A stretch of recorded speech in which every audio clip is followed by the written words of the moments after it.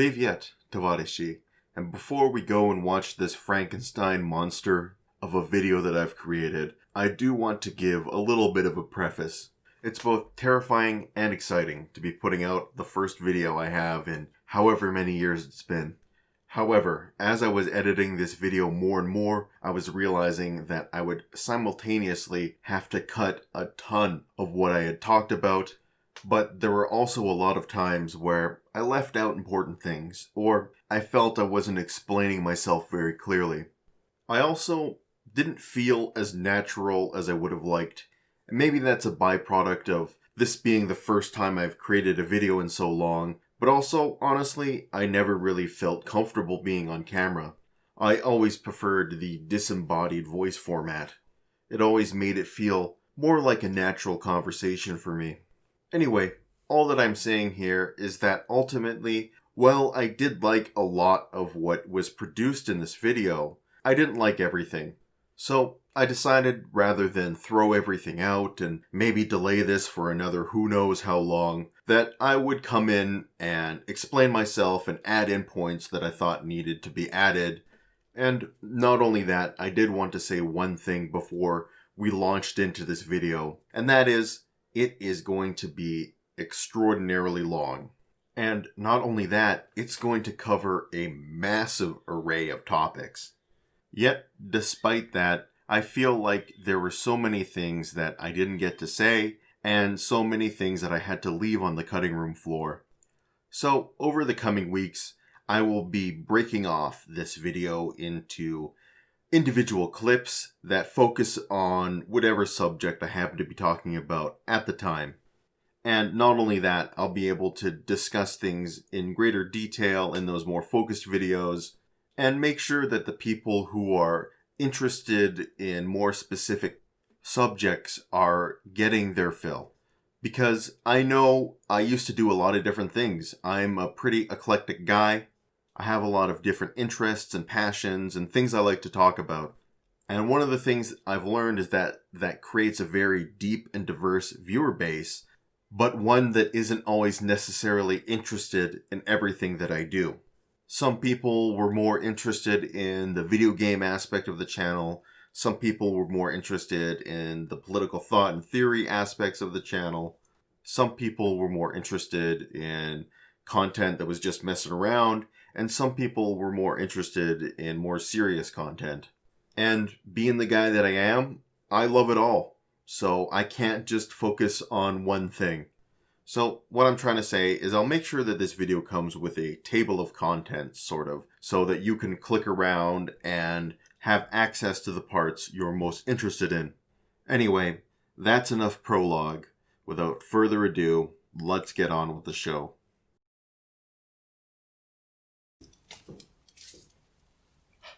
Привет, товарищи. Come on in. Please have a seat. Make yourself comfortable. It's been a long time, I know. And where do I even start with a video like this? Well, I guess I can start with putting my little fire poker away. But in any case, I know what you must be thinking if you're watching this video right now. Well, you must be thinking two things, probably. One, you've aged fucking terribly. And, well, tell me about it. And two, what the fuck happened? Where did you go? What went on, and why are you back now? Well, this video is an attempt to talk about everything, explain everything, go over the last couple of years, and talk about how I personally changed, maybe reminisce a bit about some of the good old times, and talk about what's in the future. And of course, we're going to go over a wide number of subjects. We're going to be talking about video games, politics, history, philosophy, language, and maybe some other miscellaneous things thrown in here and there. But first, let me begin with a drink. As was once tradition long ago, I used to, in some of my video logs and videos, have a strange drink or weird, eccentric drink available. And today I have a beer, but this is not any beer. This is a beer brewed by yours truly. One of the many, well, I wouldn't call this useless skills, one of the more useful skills I've gained in the past couple of years, but I've certainly gained a few useless ones as well. So,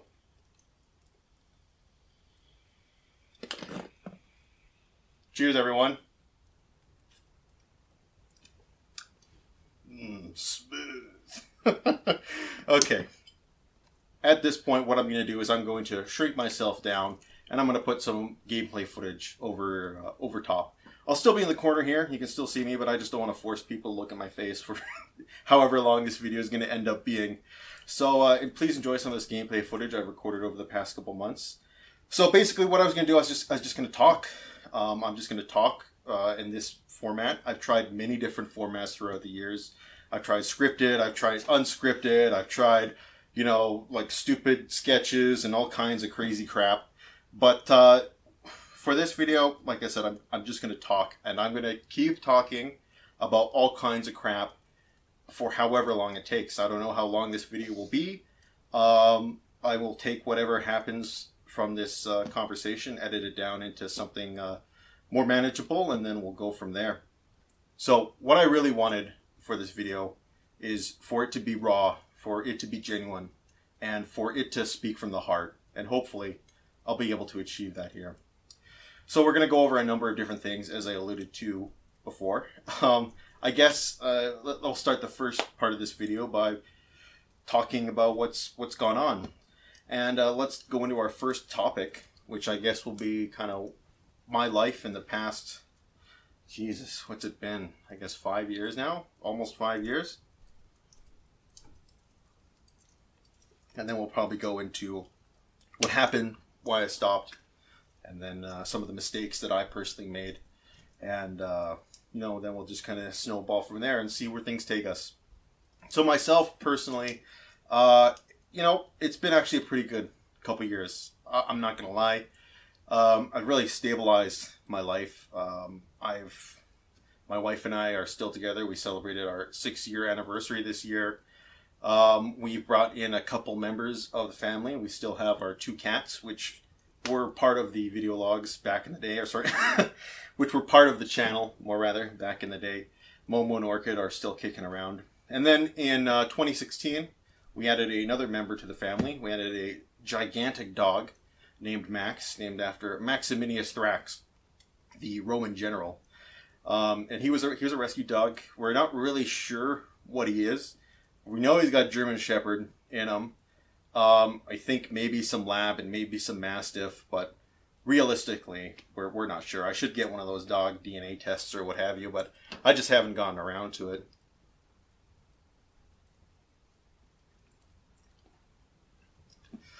So anyway, we brought Max into the family in 2016, and now he's 4 years old. He's a giant 100-pound dog. And the best thing I think about having a dog is that it keeps you, you know, you can't just sit around. You always got to take the dog out. No matter what, you at least got to get out once, preferably twice, with the dog to give him some exercise, or he's going to destroy everything you love. Max has been an incredible addition to the family. He's extremely positive, like most dogs, very optimistic, social, eager to please. And yeah, it's awesome. He's really awesome. But what my wife and I have been doing over the past couple of years is kind of progressively, I guess you would say, leveling up ourselves. So we started off with cats, right? And then we're like, okay, you know, cats are pretty easy, right? They're mostly independent. They feed themselves. They go to the, you know, clean themselves. Well, I guess they don't feed themselves. You know, they clean themselves. They go to the bathroom themselves. Very easy to take care of. Dogs, a little bit more substantial. Dogs are different. Dogs are pack animals. They're social animals. So it's more effort, right? And of course, like I said, you got to exercise them. You got to make sure you're taking them out every day. But then, of course, the next tier above that is a child, which my wife and I heralded our first child into the world last year. She is 1 year old at this point, and I cannot believe that she is 1 year old. And talk about, you know, on another level, right? Raising a kid definitely is on a whole nother level than a pet or other type of animal. But that's not to say you can't get valuable experience from taking care of an animal to prepare you for having a kid. Maybe I'll spend a little bit of time going into fatherhood and parenting later in the video. But for now, you know, you just want to say, like I said, having a kid is on a whole nother level. and you don't understand how connected you are to something or how connected you are to another human being until you have a child. And it's wild. It's on some crazy deep biological level that you're connected to this human being and you love it more than anything you've ever loved in your life right off the bat. What's wild is that I was talking to my wife and I'm like, I don't want this to sound terrible, but somehow I love I guess I'll reveal the gender, our daughter, more today on her first birthday. Well, today is not her first birthday, but it was recent. Anyway, I love her on her first birthday more than I loved her on the day she was born. And I'm like I'm saying that when she was born, I loved her 1,000,000%. And today, somehow I love her 10,000,000%. So let's move on from parenting a little bit. I guess, what else have I been doing? Well, I've still been playing a lot of games. Mainly Hearts of Iron 4. Cannot get enough of that game. And it's not just the base game. It's all the mods that come with it, right? It's particularly Kaiserreich. Like, I cannot get enough of Kaiserreich. I cannot get enough of that world. And obviously, going into the future, there's going to be a high likelihood of Hearts of Iron 4 content. On top of that, I'm playing most other Paradox games, especially Crusader Kings 3, which has been very excellent on release. Unfortunately, it hasn't had some of the legs that I hoped it would. It's still a great game, but I don't know, I just still find myself going back to Hearts of Iron. Maybe it's just the time period or the gameplay that appeals to me more. But that's not to say that Crusader Kings isn't great. These days I play a considerable amount of co-op games with my wife. We've played, what have we played together? Right now we're playing Divinity Original Sin 2. I think we're almost done that slog. It's quite a long game. We play Raft together. We play Vermintide together. One of the games that we play a lot, and I still play a lot, is Overwatch. I have a very abusive relationship with that game. I hate that game with every fiber of my being. Yet something compels me to play it, and I don't understand what it is. Fucking Overwatch, god damn that game.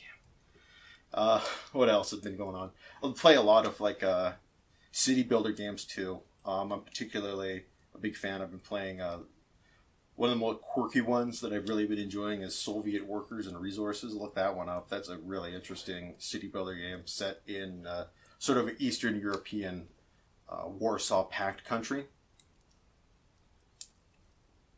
Frostpunk is another great one.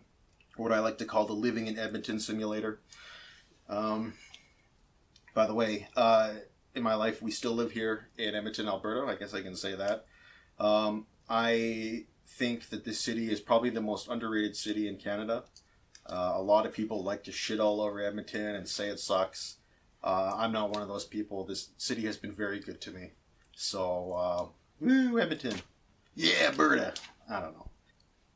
So that's I guess been what I've been up to. Just living life, really. So here's my segue into the next part of the video. I want to tell you guys something that no other YouTuber will ever probably tell you. That no other person who's done this for, I guess, a considerable amount of time will tell you. And something that I've learned over the last little while. And that is that being an average, everyday anonymous person is the most underrated thing on planet Earth. Everybody wants the celebrity, the fame, the clout, the attention.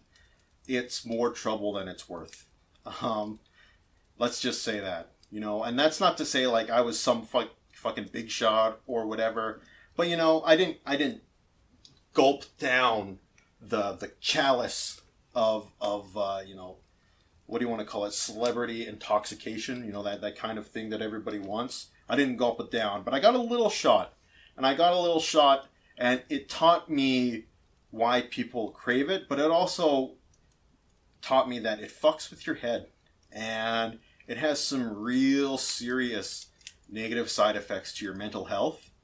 And this is part of the reason why I think, I don't want to really, I'm not going to shit on anybody or anything like that, but I think that's one of the reasons why we see a lot of YouTubers that have serious mental health issues. They have they can't hold relationships together. They're manic depressive. I think it's because this sort of, this want, this drive, this celebrity clout. I wish I had a really good pithy word to kind of describe what I mean here. like I said, that intoxication, it messes with your brain, and it hurts your, and it is detrimental to your mental health. I just want to jump in here and clarify something, and that is that I'm not saying that anybody has an inferior mental state or anything like that.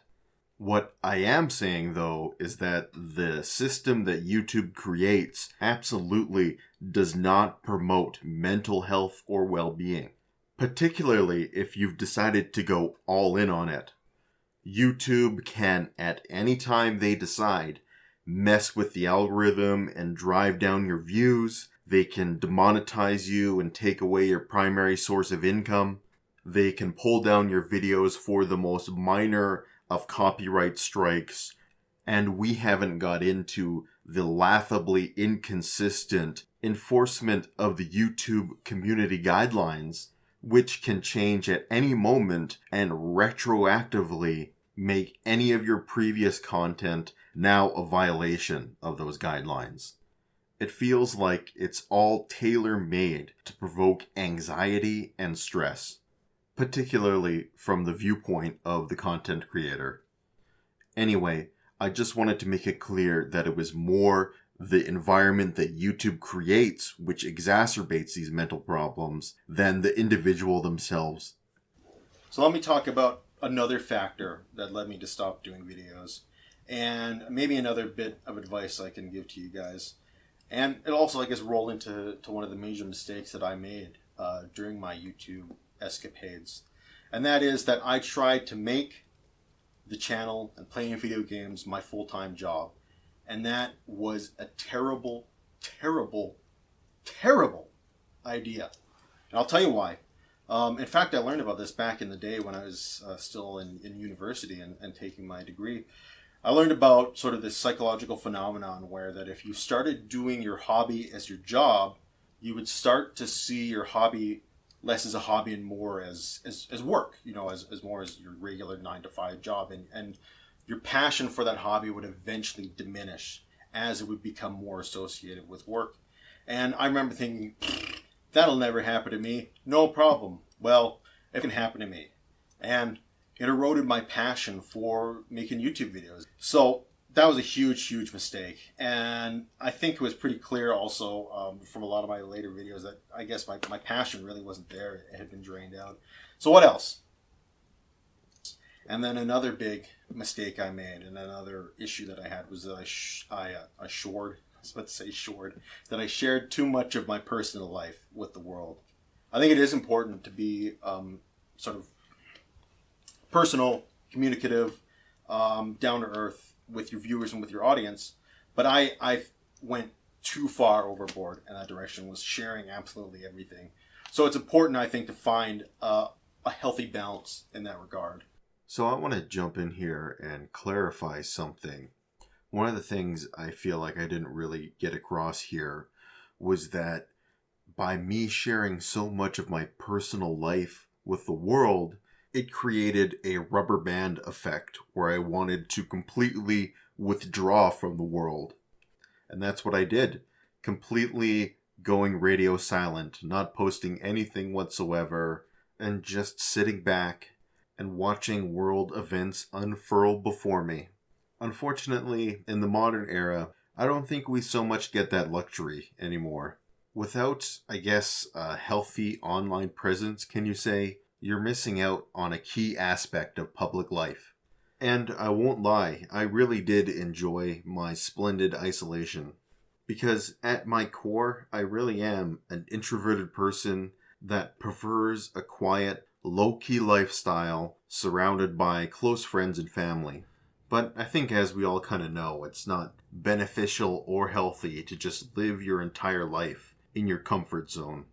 So it is important, just partly for my own personal growth, to be contributing as much to the dialogue as just sitting back and listening to it, to at least be producing something rather than just consuming. So there is another reason I'd like to go into, and I guess this is another mistake I made, and another reason why I lost my passion is I kind of lost my creative juices, my mojo, because I had this really stupid policy in my head that I didn't want to watch anybody else's YouTube videos because I was obsessed with making sure that everything I did was completely original, that every idea was my own. And again, that was such a bad idea because it led to a lot of creative stagnation. And over the past few years, I've become a viewer, and I've been watching a lot of YouTube videos, both gaming and political and history and all types of different content out there. And I guess it's helped me realize what I want from a YouTuber, right? And it's helped me realize a lot of mistakes that I have made personally.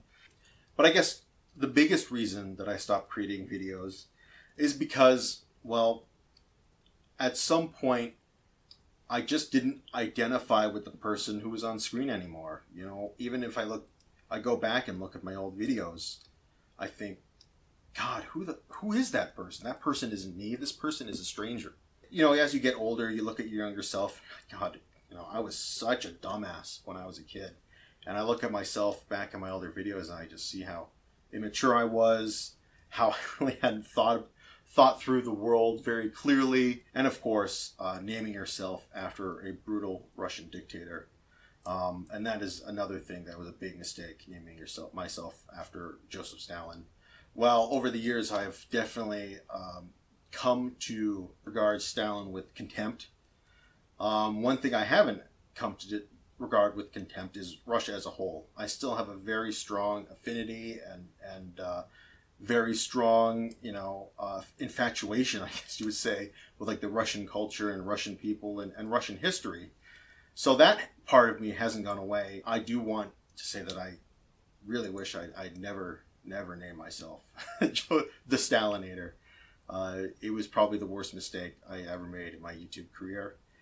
Let me take the time to be clear about something here, because I really wasn't in the original video.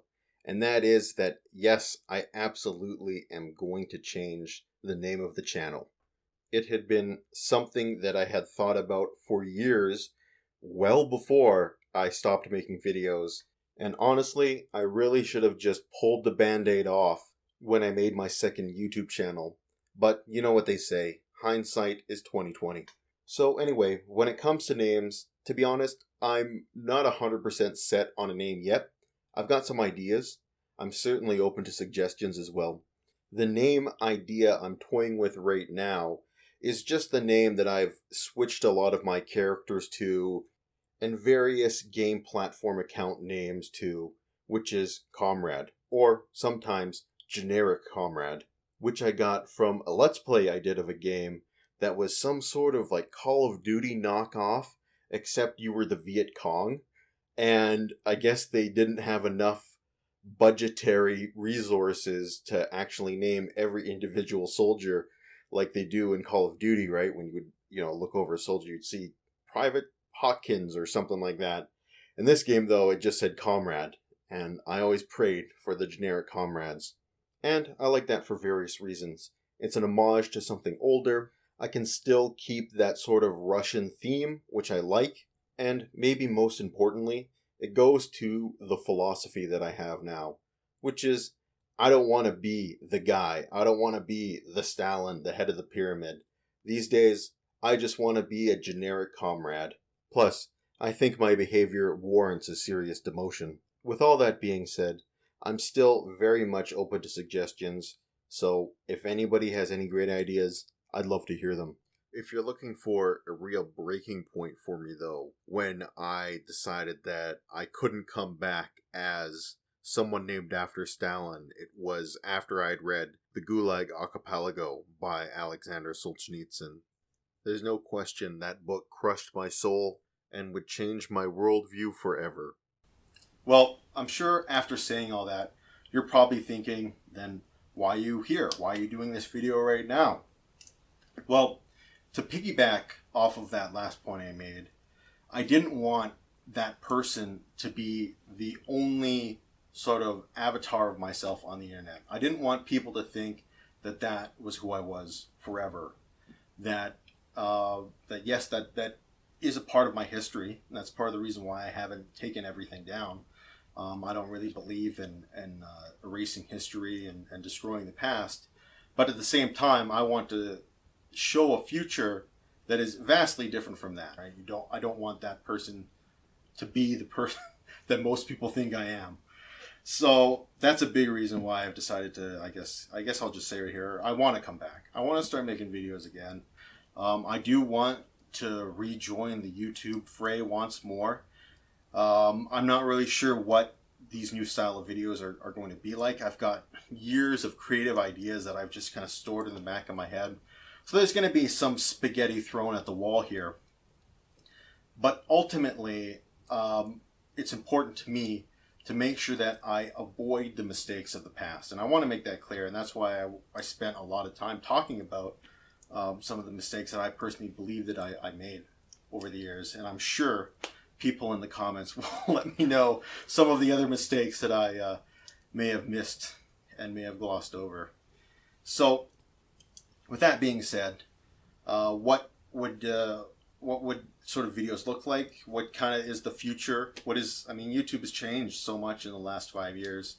The kind of videos that I used to do they're pretty much dead, I think. Like most of that kind of let's play, long plays, or whatever you want to call them, have moved to Twitch these days. I'm not particularly a huge fan of Twitch. Not the biggest fan of YouTube anymore these days either, but I think it's better than Twitch. So what I would really want to do is have more edited videos, focused videos, keep them light, keep them entertaining, but not just, I don't want to show like the whole long gameplay anymore. Like I said, that type of video is by and large dead anyway. I want to have videos that age better. Like I've been looking at some of my old videos in preparation for this, and yeah, they don't age very well. So that's kind of my idea, is to create more focused, especially when it comes to video games, create more focused edited videos and keep it light, keep it entertaining, but kind of ditch the long form gameplay. But that's only, I guess, a small smidgen of the ideas that have just kind of been suppressed over the past couple of years. There are other things that I'd like to do. Like one of the things I didn't really talk about in my sort of what's been going on video is one of the talents that I've gained over the past couple of years is cooking. Actually, I really have excelled my culinary capabilities. It's outside of, I guess, gaming, if you want to call gaming a hobby. I'd say cooking is probably my most enjoyable hobby. And I focus a lot on mainly Indian cuisine because my wife is Indian. And at this point, I can cook better Indian food than my Indian wife, which is great, love, a great bragging point. But I also enjoy Asian food. Really doesn't matter what country it comes from, Japanese, Korean, Chinese, Vietnamese, Thai, wherever.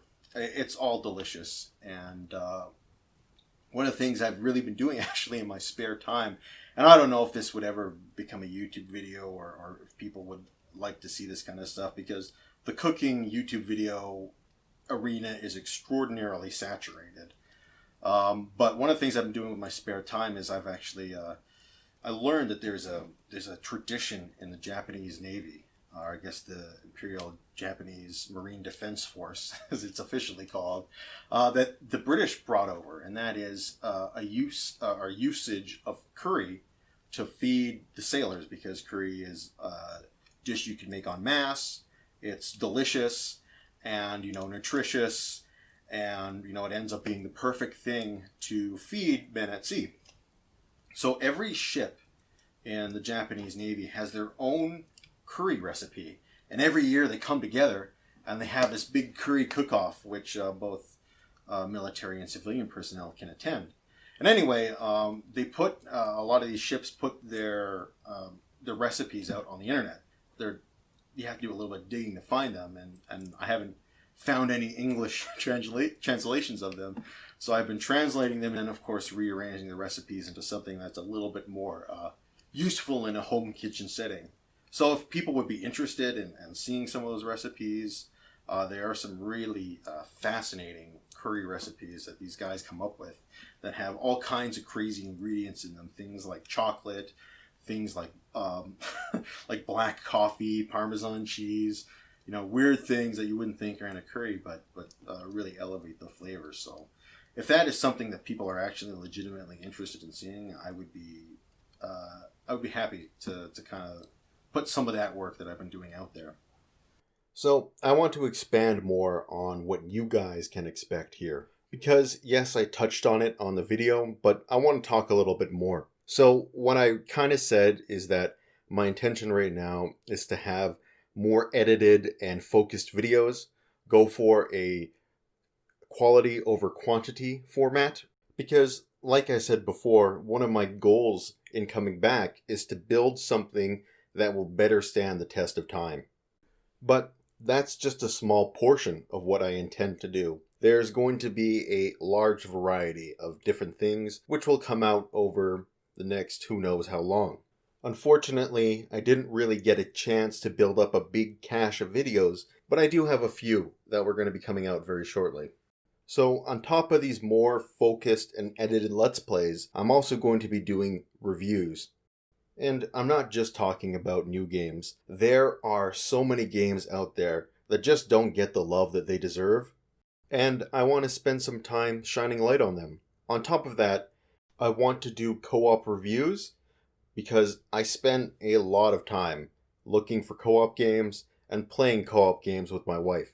I don't know if she intends to be part of the review per se. I'll have to talk to her about that. But for these reviews, I am focusing on the game more from a co-op perspective. How is it going to be playing with your significant other or best friend or what have you? So that's my tier 2 of videos, and I'm talking about these in order of the sequence that I am going to put them out. So number 1 are going to be these edited and focused Let's Plays and video game videos. Next are going to be reviews, and the rest that I'm going to talk about, I'm a little bit more mixed. I'm not sure how certain it is you will see these style of videos, but first up is obviously sort of philosophy, politics, current events related.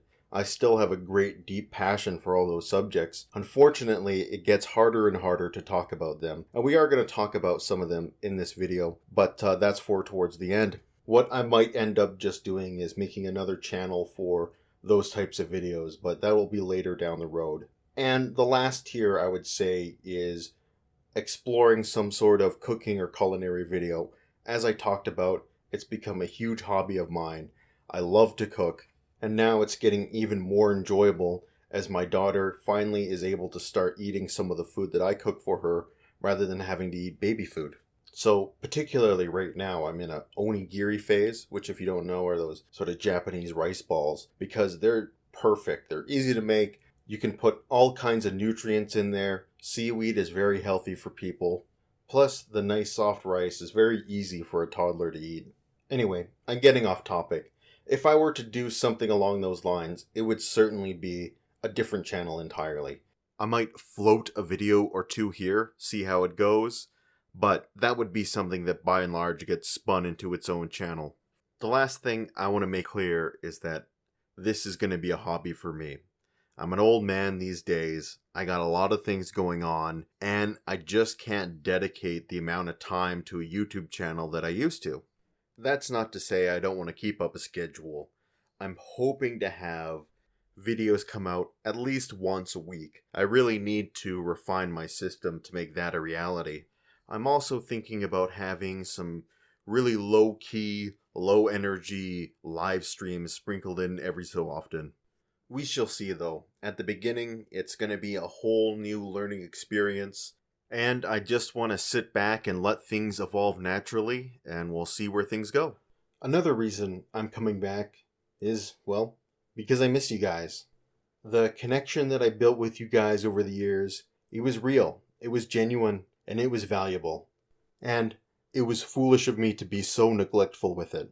You guys were never shy in telling me when I was wrong, or when I messed up, or when I had poor judgment. And honestly, that really helped me intellectually. It allowed me to forge my ideas against sort of a backdrop of the real world. And I hope that I'll be able to have that again. But I don't want to get too much more into that future discussion right now, because before I do, I think there's one really important thing that I need to do here. and that is apologize sincerely from the bottom of my heart for just disappearing the way I did.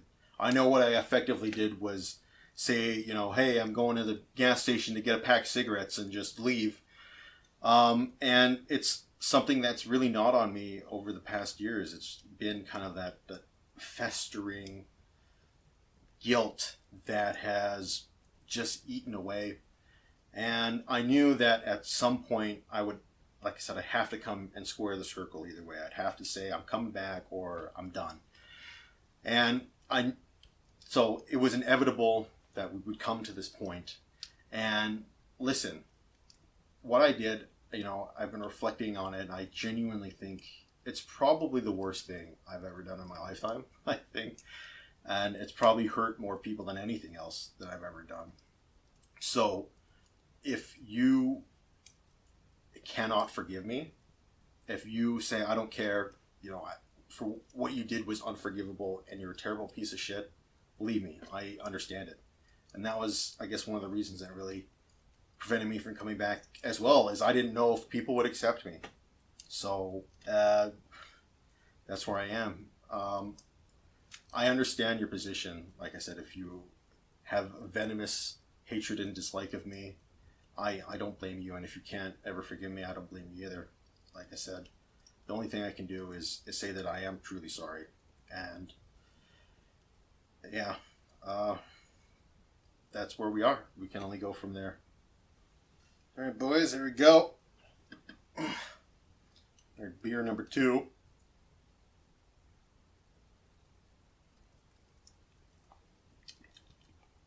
That one's better. That's the thing about like brewing your own beer, is like taste varies from bottle to bottle. Unfortunately, like some bottles are better than others, and this one, like, look at that. That's a nice looking beer.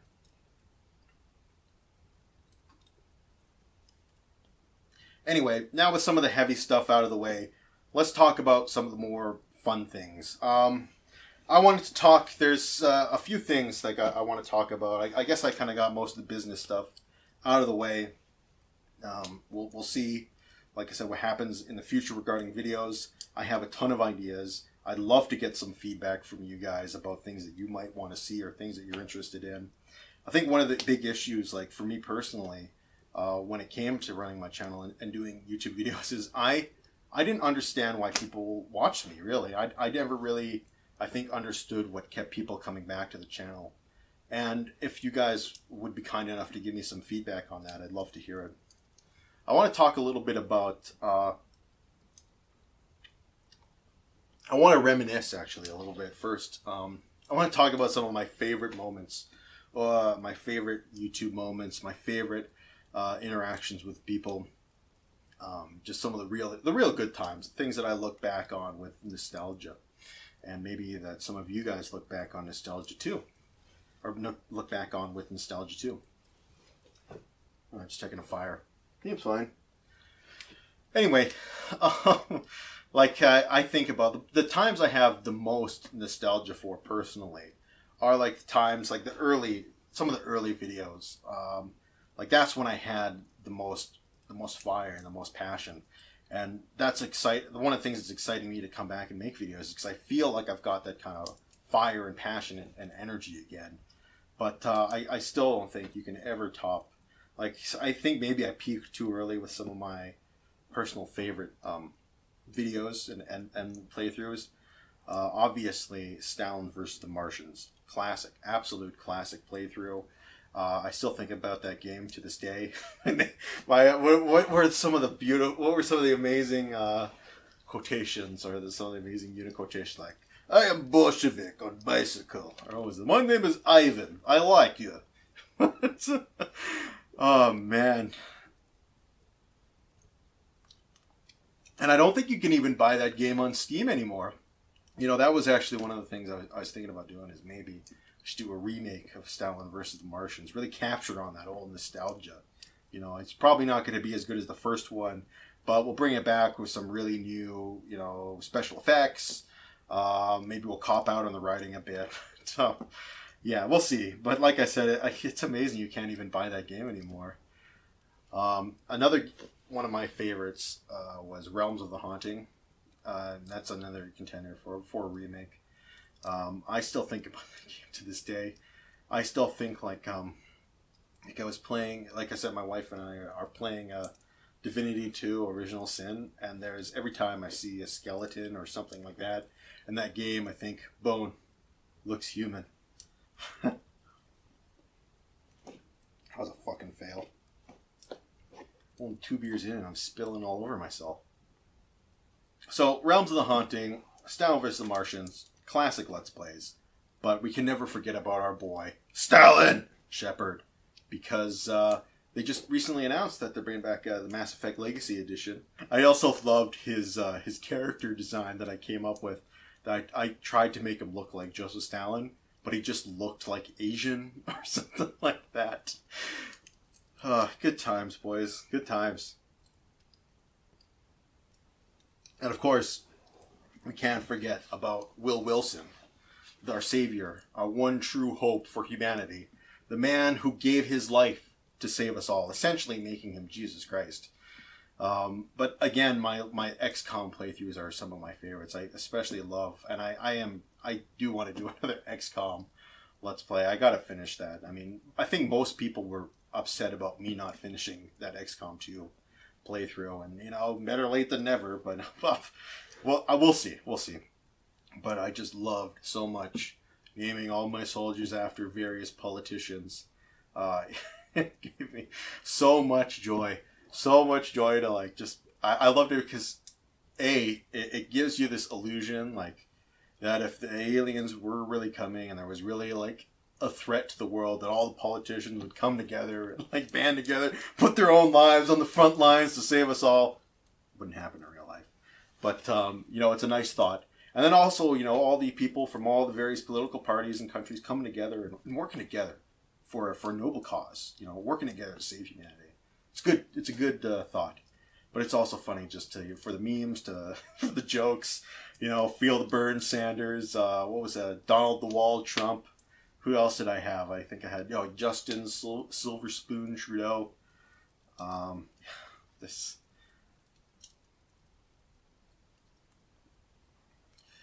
Yeah, those are good times. Those are good times. Some of the more obscure ones, like some of my more obscure favorite moments. I loved the. Do you guys remember that one playthrough I did for this like really shitty game? It was called Darkest of Days or something, and it was like this terrible first-person shooter that had you like kind of hopping back and forth through time. So you'd like go back in time, and you'd have like I remember this great moment where like you go back to the Civil War, and for some reason you have this like automatic machine gun that just locks on everybody, and you just like walk up to this wall of musket men and just mow them all down with this machine gun. But yeah, that was a good game. It was more no, it was a terrible game. What the fuck am I saying? It was an awful game, but it was good for the laughs. That's what I really meant to say. But if there's any particular moments that you guys liked or enjoyed, please share them. I'd love to hear them. I'd love to, like I said, reminisce for a little bit. But let's talk about, and one thing actually I do, before I move on, I want to talk about one thing real quick. And there was some rumors, I guess, going around that it was my wife who stopped me from doing videos. One thing I want to say is it definitely was not. She was your guys' biggest advocate. In fact, it's led to more than a few arguments over the years about her wanting me to jump back in and me just not being at that point. And recently she bought me, actually for my birthday, a 2 terabyte SSD hard drive, which has made it so much easier to play games and record videos that it's another big factor that led me into coming back here. So, like I said, I just really wanted to dispel that rumor. She was always on your guys' side. She was always driving me and pushing me to come back. I didn't want to come back until I felt like I wouldn't make the same mistakes again. And most of all, I didn't want to come back until I felt like my heart was in it. And that was, like I said, a big factor that stopped me from making videos. I've actually wanted to come back for years too. I have been, I guess, in the place to actually create videos for a while. the main thing that had been keeping me for the last couple of years was time, right? Particularly like last year, right? Having a baby, very, very time consuming. I don't know if any of you guys out there have kids of your own yet. And hopefully you guys do. But yes, having a baby is very time consuming. Now that she's a year old, she's a little bit more independent, right? It doesn't take as long to feed her because she can by and large feed herself. Of course, she still needs a little bit of assistance. You know, she doesn't need to be, stay in her stay in her bassinet or in her crib or in her bouncer all the time. Now that she's crawling and she's mobile, she can entertain herself a little bit more. She can go and explore. Just as long as you've kept her in a safe environment, she can, start taking care of her own, entertainment needs a lot more. So that has helped me open up more time to be able to come back and make videos. So what I'm trying to say here is it was important to me to make sure I wouldn't make the same mistakes. I wouldn't fail, at least again, like I did last time and end up, the whole operation just falling apart. So until I felt like I could do that, I wasn't going to come back. And so me making this video now, me posting this video now, is saying that I believe that I have recognized these mistakes, I've recognized these failures, and that I can make a realistic attempt to overcome them this time. So now I want to move into, I guess, more of my personal interests that I wanted to talk about. So anyway, moving into that, one of the things I wanted to talk about that I didn't really talk about in sort of the catch-up part and things that I've done segment of the video is that in 2019, my wife and I celebrated, I guess, our second honeymoon and did a very incredible cultural experience in April, particularly in April of 2019, and you'll see why this is important in a second. My wife and I went to Japan, and we spent 20 days in Japan. So when I was editing this video, I thought this part might be a little self-indulgent, I guess, and I almost removed it completely, but ultimately I decided that I was going to keep it in, not only because I get to recall a very good period in my life, but I figured there are enough people that are interested in Japanese culture and the country itself to want to hear about my experience there. Or maybe people who just wanted to hear some stories. If you are not a person who is interested in either of those things, feel free to skip over this segment of the video. I'll have a table of contents in the description, and you can go to the next part or whatever other part piques your interest. We went mainly because she wanted to see the cherry blossoms, and I don't know if you guys remember, but in high school, I had studied Japanese, and I'd always been pretty interested in the Japanese culture. I had been to Japan in high school as part of a foreign exchange student program, and I, of course, jumped at the opportunity to go again, especially as an adult, and being able to do what I wanted, when I wanted, and being there, of course, with the love of my life made that all the more tantalizing. And the time I spent in Japan was one of the most amazing experiences of my lifetime. Like I said, I've always had an interest in Japanese culture and the Japanese people, but going there in 2019 took all of that and shifted it into overdrive, I guess you'd say. Like I said, one of the reasons why I was happy to go to Japan is because I understood some of the language, so I could get around. I wasn't completely ignorant, but I wasn't fluent by any stretch of the imagination. And going there has really inspired me to increase my fluency. So I spent a lot of time since then studying Japanese, trying my best to understand trying my best to really understand the language. And this has come to a realization that I'm just, I guess, a languophile in general. Like, I think human language is unbelievably interesting to begin with, and especially with having a child and seeing, well, she's not talking yet, but she will be probably very soon. So I cannot wait to see how language develops in my child and how she's going to, what words she's going to be using first and how she picks up this information. It's unbelievably interesting to me. And of course, part of me taking my skills into overdrive is I want to teach as much Japanese as I can to my daughter. I'm not fluent yet now. Definitely my skills are a lot higher than when I went to Japan at this point in my life. And I do want to talk a little bit about some of the language tips and how I've really broken through some of the issues that I had before to kind of get to the other side. But before I do that, I do kind of want to talk about Japan and my experience there. Trust me, Japan will open up again, and there will be opportunities for people to go back there and visit there once, like I said, the world situation blows over. So when that happens, hopefully I can give you some tips now if you're interested in going to Japan, some things that you can see, some things to avoid. But one of the things I also want to talk about this is the bad parts of Japan, the greasy parts, the seedy parts of Japan, including some things that really, really shocked me, and I think might actually shock some of you guys too. So anyway, we started the trip in April. I think it was April 2nd. We landed in Tokyo, and like I said, we spent 20 days in Japan. And in that time, we visited 3 of the 4 main islands. We visited Kyushu, Honshu, and Hokkaido. So we landed in Tokyo. We spent the first night there, and then what we did is we bought the JR Rail Pass, which is the pass that lets you take the Shinkansen, basically unlimited for. We bought a 14-day pass, so we abused the crap out of that JR Rail Pass. And on the second day after we landed, we took the it wasn't the Shinkansen the whole way, but a substantial way all the way from Tokyo to our first stop, which was Nagasaki. And honestly, Nagasaki, when I look back on it, it's sometimes, it depends on what day you ask me, but most days I really do say it was the highlight.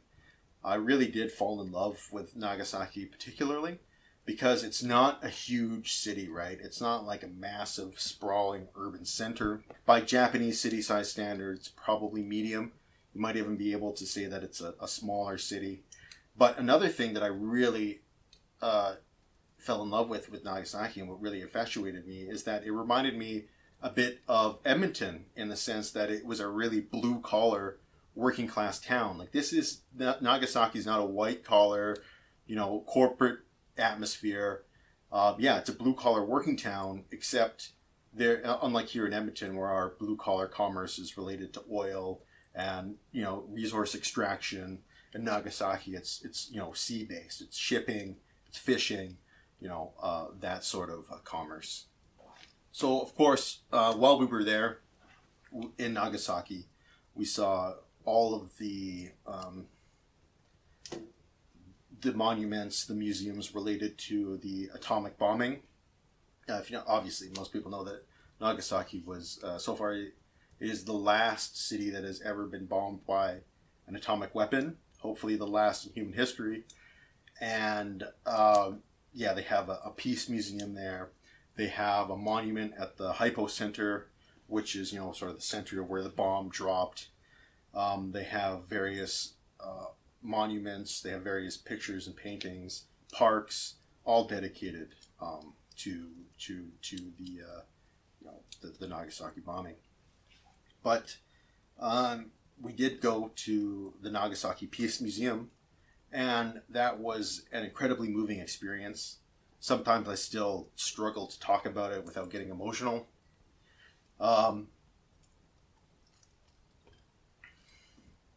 Seeing the artifacts, seeing what happened to the people, it's incredibly devastating, and it's an eye-opening experience to go to that museum and to see what happened.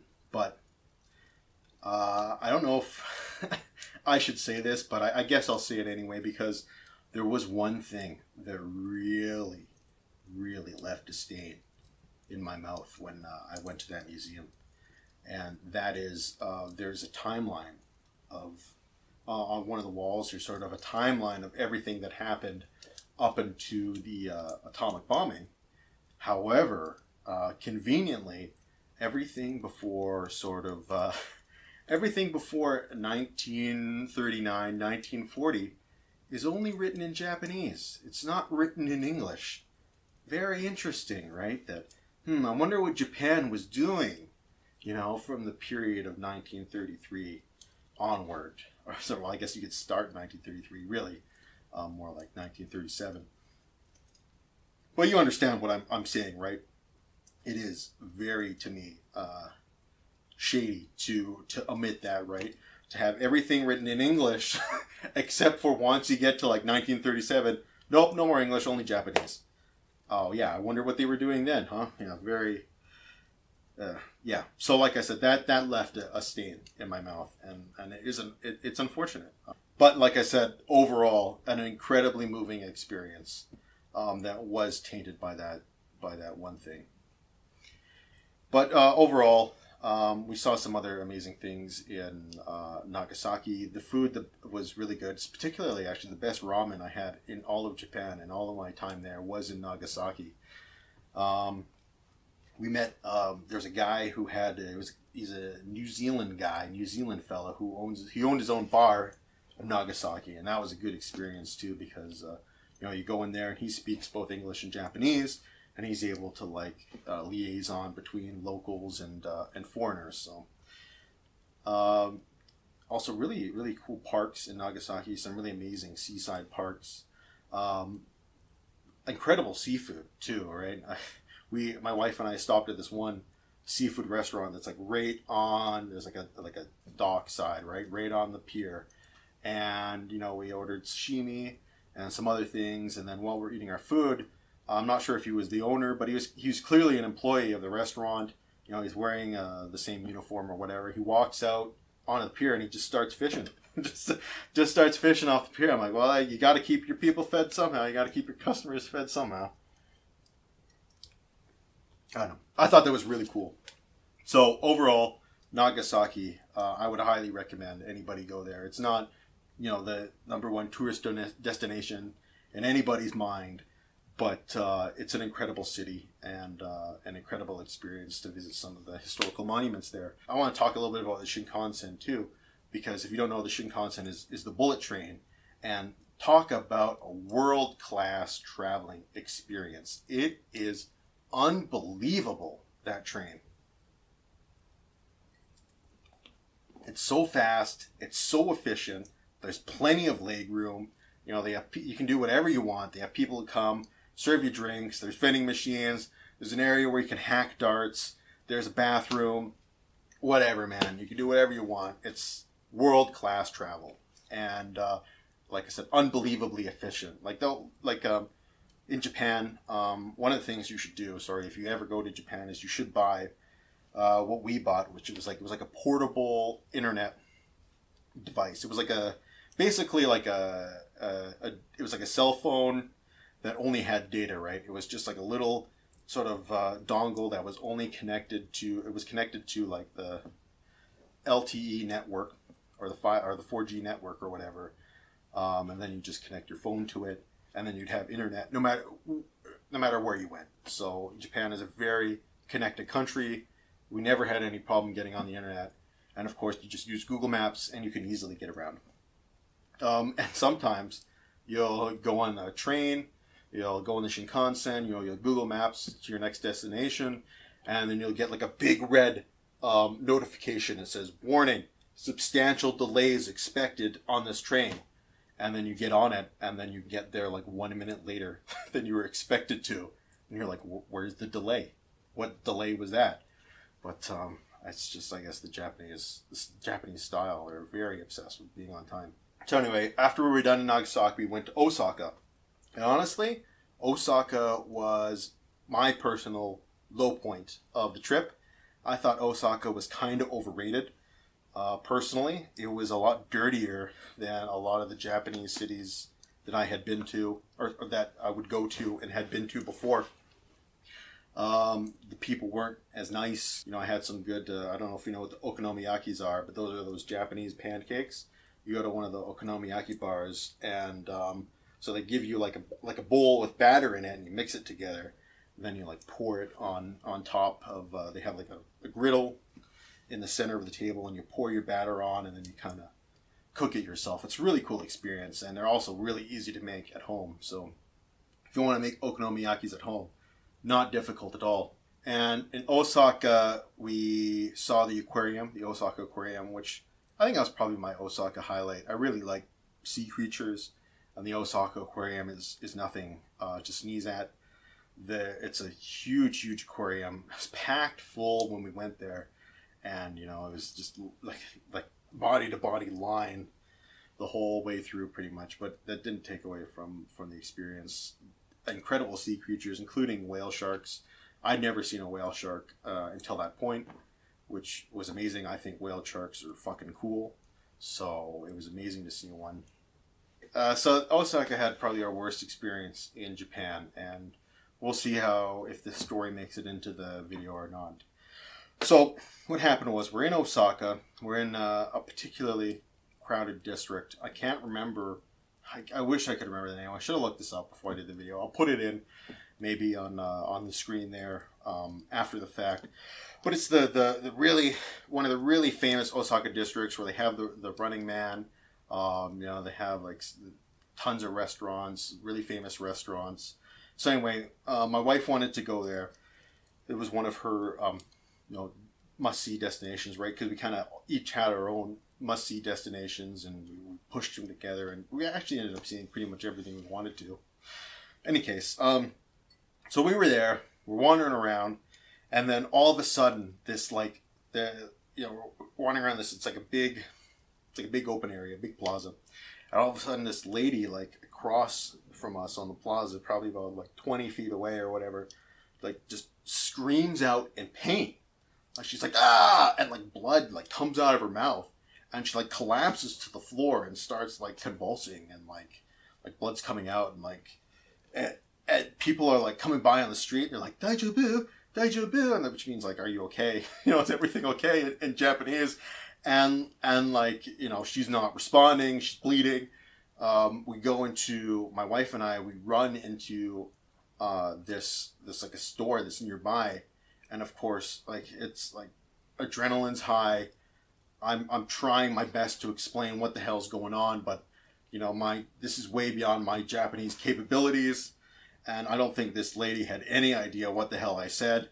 And then fortunately this guy comes in right after us, this young Japanese guy, and explains it to her in Japanese. And even then I thought this lady was in total service customer mode. She thought this person was looking for something or something like that. She didn't understand what was going on at first, but then she clued in, and they called an ambulance. And when we went outside, we heard sirens in the distance, and we looked at this lady, and just blood was pooling, and this whole crowd of people were circling around her. And then I was just like to my wife, we got to get out of here. We've done what we could. Help's on the way. We hear the sirens. I'm not gonna sit here and watch this. So we left, and it was we were shooken up. She was really shooken up. Anyway, after that we went to Kyoto. Kyoto was great. We saw the 10,000 gates. We climbed all the way to the top of the mountain, and that was amazing because we actually got some really beautiful pictures. And I don't know if you've been to if you go to the 10,000 gates, especially at the bottom, right? It's a total mess. So many people everywhere, tour guides, people yelling, whatever.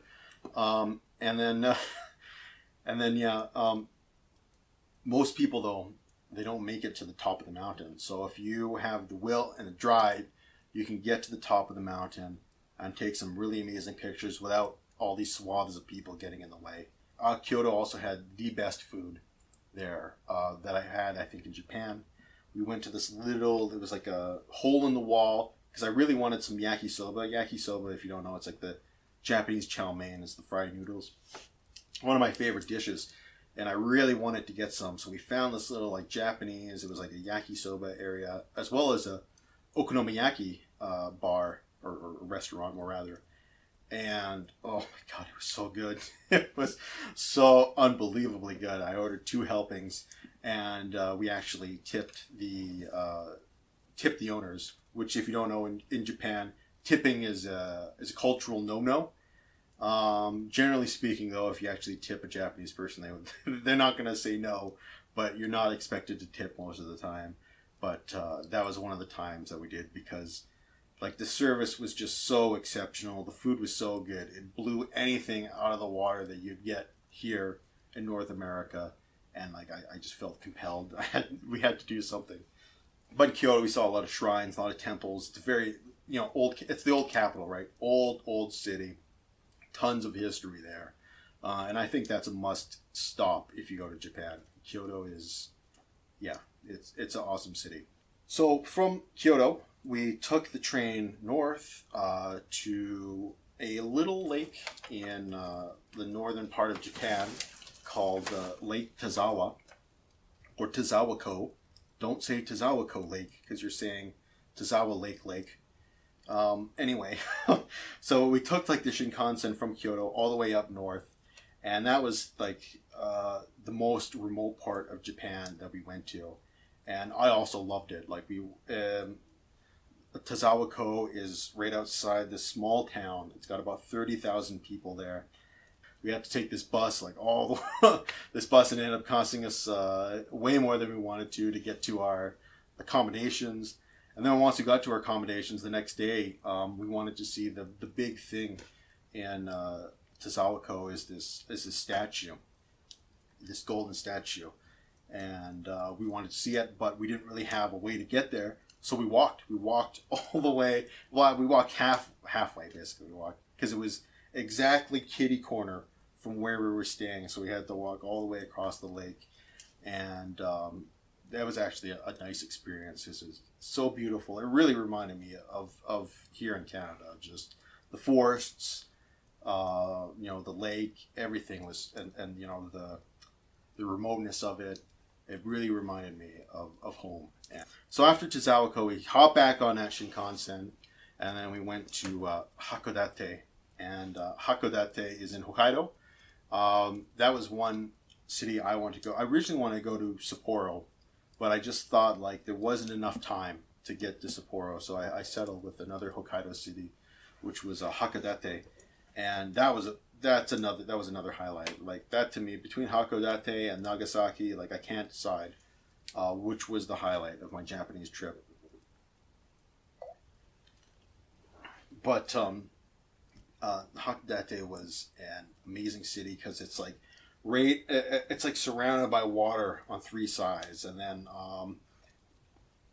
there's like a mountain kind of jutting out. So there's like almost like a peninsula, and then at the end of this peninsula is this big mountain, and then you can take a sort of a gondola up the mountain, and you, especially at night, you get this amazing night view of the city below, and it's really mind blowing. But the greatest thing about Hakodate is once again, like the seafood was unreal. The crab was unreal.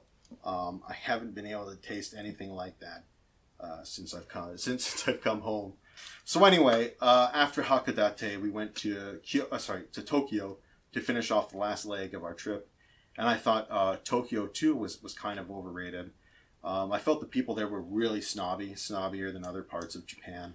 And I think this does come with any major metropolitan area. Like here in Canada, like the people from Toronto are snobbier than the rest of the country.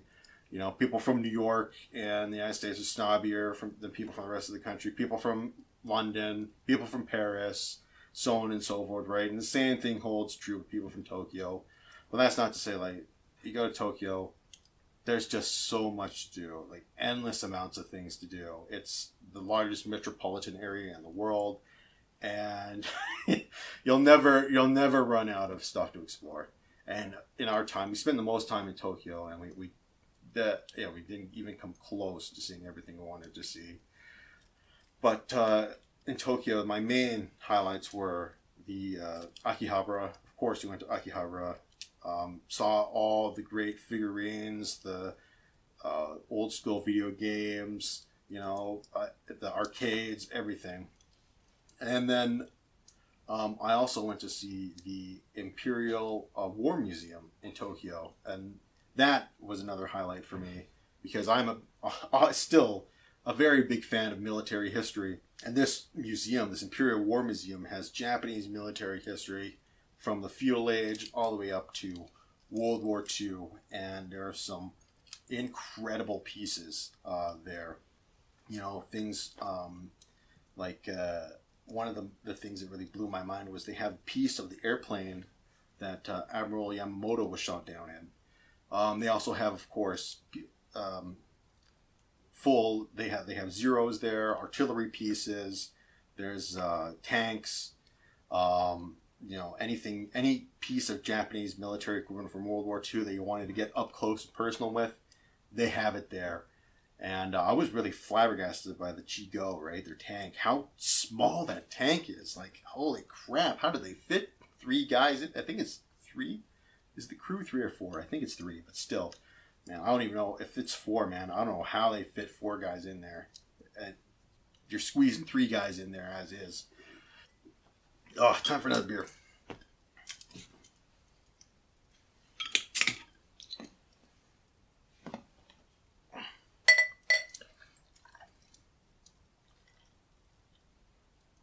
But from that experience, like I said, I've really come to appreciate the Japanese culture and people and language on a level that I didn't before.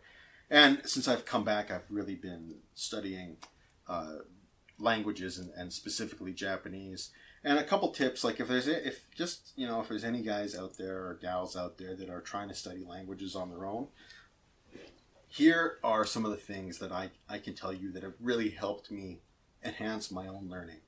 And the number one tip that I can give anybody is whatever language you're learning, watch media that is in that language. And not only that, watch it with no subtitles or subtitles that are in the native language. I know that sounds like scary, and it was actually scary to me to watch. Sort of like, I'm obviously a big weeb, right? I love anime, so you know I love Japanese TV. So it was a big step, I guess, to start watching anime without subtitles. But now that I've done it, it's like it's incredible, like how fast your learning will start to expand. Because what really happened with me, and especially if you can do this, like I found it a lot harder to find media that actually has Japanese subtitles, but if you can do it, throw those Japanese subtitles on as well, because that will help you kind of see, it'll help you see the language as well as hear it. But anyway, back to what I was saying is that it helped me really get around one of the roadblocks I had in my own language learning process, was that I thought that language was more like a math equation, right? It's like you just take out a word here, you add in a word here, you know, you plug one over there, you know, here's a particle and off you go. It's just, you know, you're just rearranging the variables in a math equation. That's not what language is at all, right? Language is a tool used to express universal concepts that we all see around us. And what watching a piece of media, it helped me associate sort of the thing or the action with the Japanese word, right? And it really helps drive home this idea that, you know, things like red, blue, cup, justice, fairness, like these are concepts, right, that are universal to humanity. The word justice in and of itself is just a word, but the concept there is something we all understand and is expressed in various different ways throughout various different languages. So what I'm trying to say here is you really have to start to disassociate objects, words, things, actions away from their English meaning towards this idea that it's a universal concept and you're learning a new way to express it. I know a lot of people want to hear my political stance, and I will talk a little bit about my politics here, because politics was a very big part of who I am still now and what I did on my YouTube channel. And I've been thinking about and observing the events over the last 5 years. And I feel like I've finally I finally have some sort of idea or philosophy that I can present to bring together how I feel. So let's get a little more specific right now. And let me talk about something that is another sort of catalyst or imperative for me to make this video. Is I kind of came upon a revelation recently that I feel like finally will allow me to explain the political paradigm as I see it. And on top of that, I've come to, I guess I wouldn't call it a realization. It's more a fact that I didn't want to accept, but now have finally just broken down and accepted it. So first off, what is this realization? Well, I've come to the conclusion that once again, everything we're seeing unfolding before us is the Hegelian dialectic. What is the Hegelian dialectic? Well, talk about a blast from the past. I'm going to let my boy Kaiser explain it because I can't explain it any better myself. So take it away, my man. Here you go. It's Hegelian dialectics, not personal animosity. How do I put this basically enough? It's a philosophical theory, the kind you might encounter if you took time to read some books. The fundamental premise is to envision history as a sequence of dialectical conflicts. Each dialectic begins with a proposition, a thesis, which inherently contains or creates its opposite, an antithesis. Thesis and antithesis. The conflict is inevitable, but the resolution of the conflict yields something new, a synthesis, eliminating the flaws in each, leaving behind common elements and ideas. That's what we're seeing in our society right now. We're seeing this Hegelian dialectic play out in front of our eyes in real time. So what is the thesis of our time? Well, I'm sure a lot of you are saying, oh, it's globalism, oh, it's neoliberalism or neoconservatism or what have you. And these are all correct, but I am going to, I guess, say it's even more all-encompassing than that. And what I call the thesis of our time is actually the thesis presented by Francis Fukuyama, who, if you don't know, I believe he was, I want to say he was like an advisor to George W. Bush. But either way, sorry, he's American political scientist, American political theorist, and he postulated this idea that what we have now is all we're going to have for the rest of human history, sort of this liberal democracy, global trading empire, right? We get to either choose between our neoliberalism or our neoconservatism, so we still really have the illusion of choice, but what we're really choosing is between Coke and Pepsi, and all these people will do is perpetuate, the sort of end of history theory, right? That the system we have now is all we'll have. And I remember always thinking that was ridiculous and that was ludicrous ever since I first heard it. But I remember this was a interview with, I think, one of my favorite philosophers, Slavoj Žižek, from, God, this must have been a decade ago.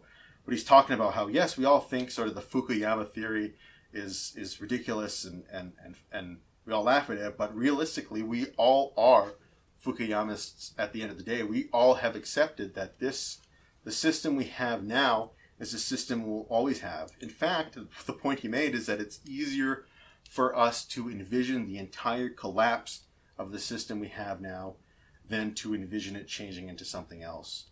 Well, I would say that that's not the case anymore. I would say that we are now, at this point in our history, starting to see the antithesis against the Fukuyama thesis form.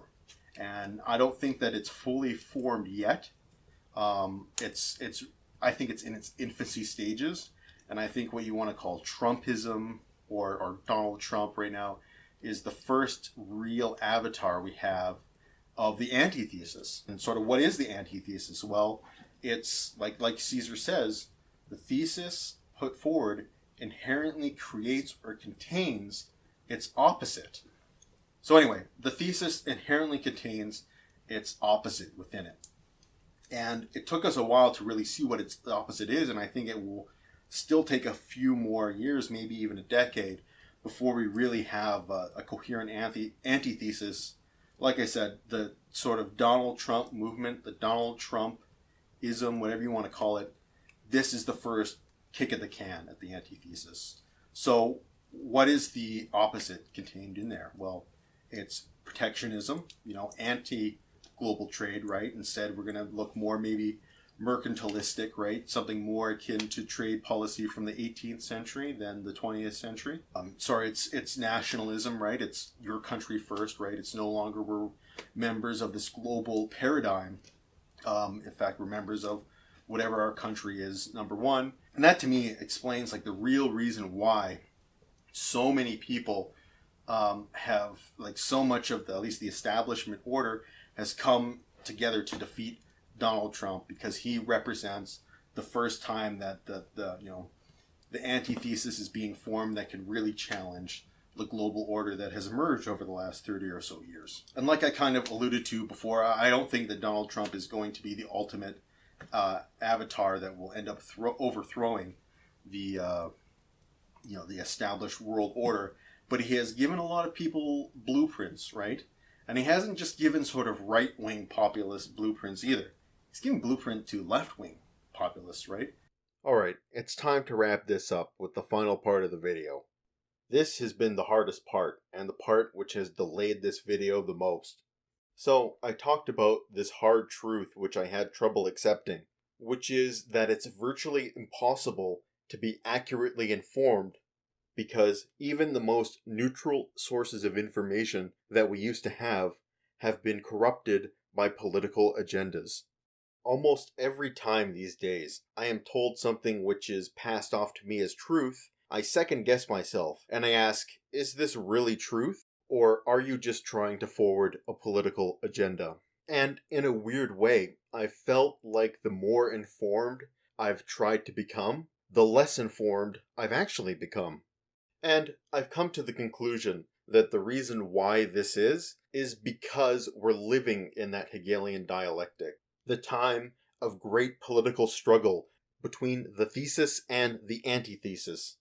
And when the stakes are that high, they will see the truth as irrelevant. All that matters is gaining political power. The thing I like to remind myself, though, is that when it's all said and done, the actual political system that we will have will not really resemble either of these two sides. Because at some point, there will be a synthesis. And that's the side I support. I'm on the synthesis side, because I am so tired of seeing average people expend all their political energy on fighting each other rather than the people at the top of the pyramid. And this feeling fueled the greatest political truth I will ever learn, maybe in my entire lifetime.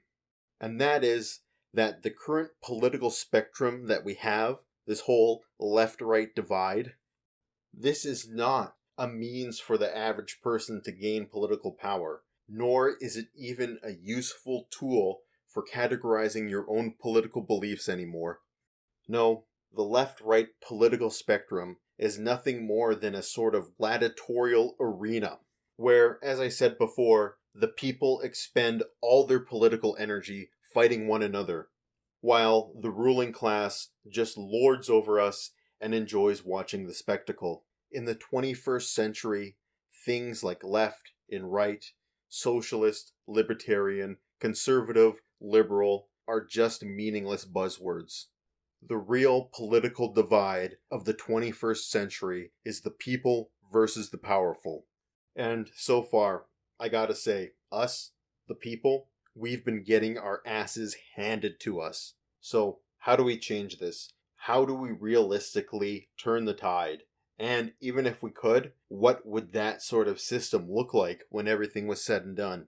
And I say system because still to this day, the problems we face, by and large, are systemic. Because the system we have now seems to be specifically designed to create leaders and politicians which have absolutely no interest in solving any of the average people's problems.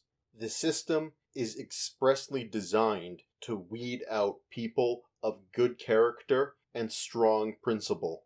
There's a really famous line in Christopher Hitchens' autobiography where he talks about meeting politicians for the first time and really getting to know them. And he said that he had this realization that the people who were in positions of power were not actually the most august people, they weren't the smartest people, and they really didn't have a good grasp of what was actually going on. And this is a realization that I've had personally in my life, and I'm sure that many of you out there have had as well. So, why is that? Why are we getting such weak leadership? When I bring up these kind of ideas, sometimes I'll get people saying things like, well, they voted for this guy, they voted for this policy, so it's their fault in the end.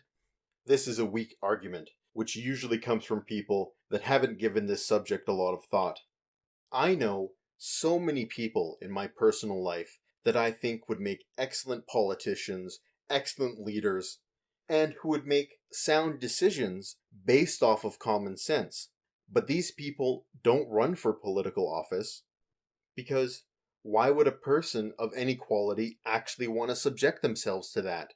They would have to probably quit their job, or at least go on a leave of absence. You'd have to spend a substantial amount of money on your campaign, maybe even your entire savings. That is, unless you get the support of a political party, which of course has its own slew of issues. Then, after all that, people are going to comb through your entire history, everything you've said online, everything you've ever done in your entire life, and find reasons to bring you down. It's an absolute nightmare of a gamble, in which even if you somehow win, how much change will you really be able to have unless you're willing to disrupt the system? So, what's the solution to all this? And this is obviously the most difficult part. It's the part I've given the most amount of thought to, and I don't think I've come up with any good solutions, but I'm willing to talk about them here and share them with you guys and get some feedback. What I really want is a Protestant Reformation for democracy.